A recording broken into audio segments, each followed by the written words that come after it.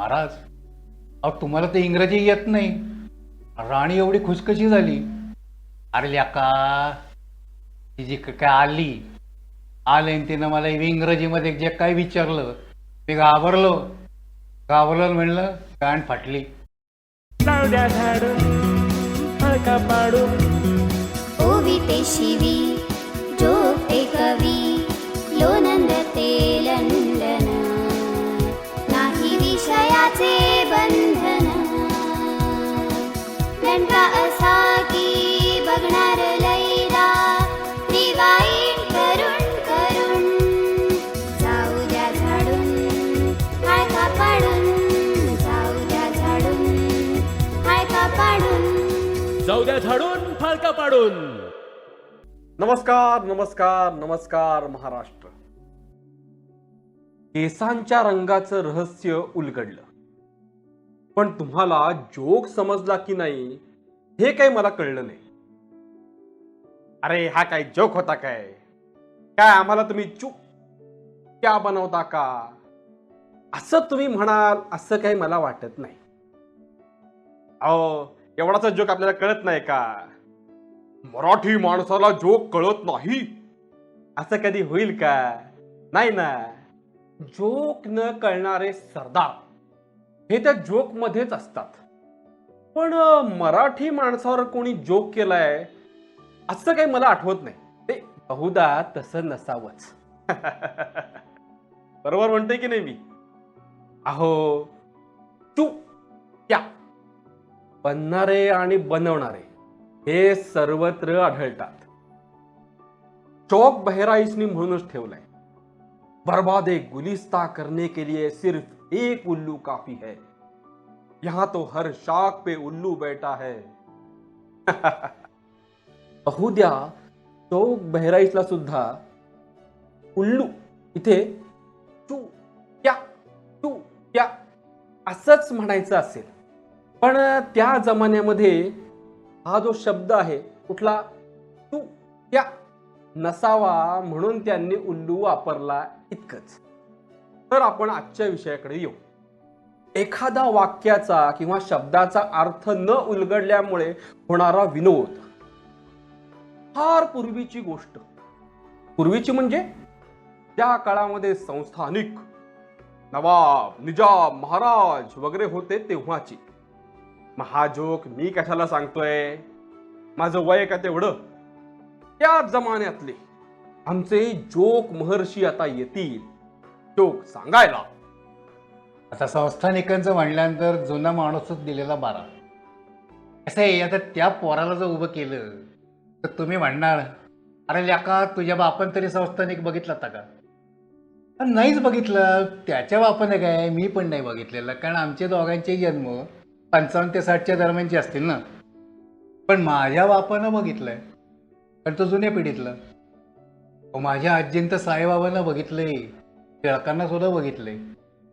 आणि त्यावेळेच्या संस्थानिकांच्या गोष्टी त्यांनी ज्या सांगितल्या त्या माझ्या लक्षात राहिल्यात. इतकी वर्ष मी मेमरीत ठेवल्या आणि आत्ता फॉरवर्ड करतोय. नाही यात काही विशेष काही नाही. तुम्ही त्या प्रदेशात जर गेलात तर त्या गोष्टी सगळ्या तुम्हाला तिथंही ऐकायला मिळतील. तर त्यांच्या दृष्टीने त्या लोककथा आहेत. त्या संस्थानिकांचं काय असायचं, हिज हायनेस प्रकरण एवढं भारी असायचं ना, त्यांचा मान सन्मान हा सांभाळला गेलाच पाहिजे. नाही गेला कायदे कडक. ब्रिटिश काय नाही, त्यांचाच कायदा उचलतील आणि टाकतील तुरुंगात. असं म्हणतात की संस्थानिक म्हणजे महाराज तेव्हा टेबल टेनिस खेळायचे. त्यावेळेला त्यांचा बॉल कधीही टेबलाच्या बाहेर जायचा नाही, कारण 4-4 माणसं टेबल उचलून जिकडं बॉल पडणार आहे त्या आधीच नेऊन ठेवायचे. त्यामुळे महाराजच जिंकायचे. तर असे जे महाराज होते त्यांचे फार विलक्षण गोष्टी होत्या. हे शिकारीला जायचे बरं का. शिकारीला गेल्यानंतर काय व्हायचं, दुसऱ्यांना माहिती असायचं महाराजांचा नेम बिम काही नसतं, यांचा काही नेम नाही, त्यांच्या नियमाचाही काही नेम नाही, नुसती आपली बंदूक शोभेला. पिशवीमध्ये आधीच मारून ठेवलेले ससे ठेवलेले असायचे. आणि ते हाकारे कोकारे ओरडत आले, जनावर निघालं की काय करायचे ते, महाराजांनी बार टाकला की पिशवीतला ससा काढायचा, त्या झोडपात टाकायचा आणि महाराजांचा विजय असो, महाराजांनी ससा मारला. अरे पण मी हरणावर बार टाकला होता ना. बरोबर आहे महाराज, तेव्हा हरण जिथं उभं होतं तिथं तुम्ही बार टाकला, पण हरण हल्ला नेमका तो ससामध्ये आला, तसा मेला. तर असे या महाराजांना काय झालं, त्यांना काही इंग्रजी यायचं नाही. इंग्रजी येत नसल्यामुळं काय झालं, त्यांनी एक ब्रिटिश रेसिडेंट इंग्लिश शिकवायला ठेवलेला होता.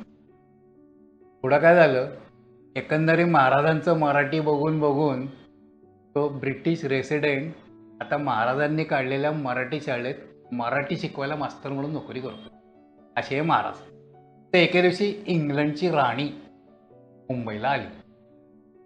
राणी येणार म्हटलं की आता एलिझाबेथ आली, व्हिक्टोरिया आली, पण राणी आली. आता राणी येणार म्हटलं की सगळ्या राजे महाराजांना मुंबईला जाणं भाग होतं. राणी आली अशी, सगळे दरबारी असे रांगेत उभे. His Highness. राणी आपली प्रत्येकाची चौकशी करते. त्याचं ते इंग्लिश. काय काय राजे उत्तर देत होते, ह्या आमच्या महाराजांना काही देताच येत नव्हतं. शेजारी त्यांचा टी होता आणि राणी तिथं आल्या आणि तिथं काहीतरी विचारलं. महाराजांनी काहीतरी उत्तर दिलं. राणी या gone for T. Okay okay okay. तिने अजून एक प्रश्न विचारला. त्याच्यावर महाराजांनी परत एक उत्तर दिलं. राणी खुश झाली आणि खुश होऊन तिनं एक जरीचा रुमाल काढला आणि महाराजांच्या हातावर हळुवारपणे गुंडाळला. महाराज खुश. सगळ्या दरबाऱ्यांनी मानकऱ्यांनी टाळ्याही वाजवल्या. राणी गेली पुढं निघून. हे हळूच म्हणतोय, महाराज अहो तुम्हाला तर इंग्रजी येत नाही.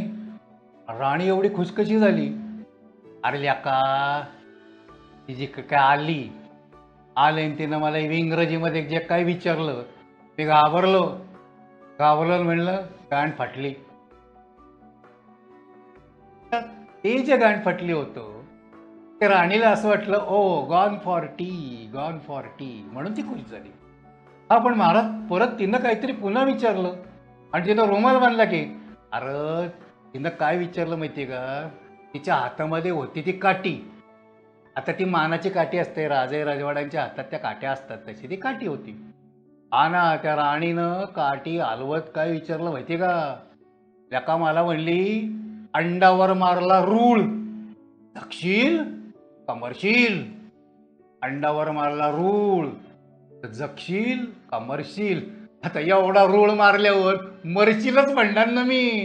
मग मी म्हटलं मरशील. राणीला काय वाटलं, राणी म्हणत होती under my rule justice or mercy. Maharaj म्हणले मरशील. तिला काय कळलं, मर्सी म्हणून राणी खुश झाली आणि तिनं रुमाला बांधला. असे सगळे ते महाराज, असे ते संस्थानिक आणि अशा त्या गोष्टी. लावड्या झाडून फळका पाडून ओविते शिवी जोगते कवी लोनंदते लंडन. नाही विषयाचे बंधन. लंका असा की बघणार लैदा दिवाईन करून जाऊ द्या झाडून हाळका पाडून. जाऊ द्या झाडून हाळका पाडून. जाऊ द्या झाडून फाळका पाडून.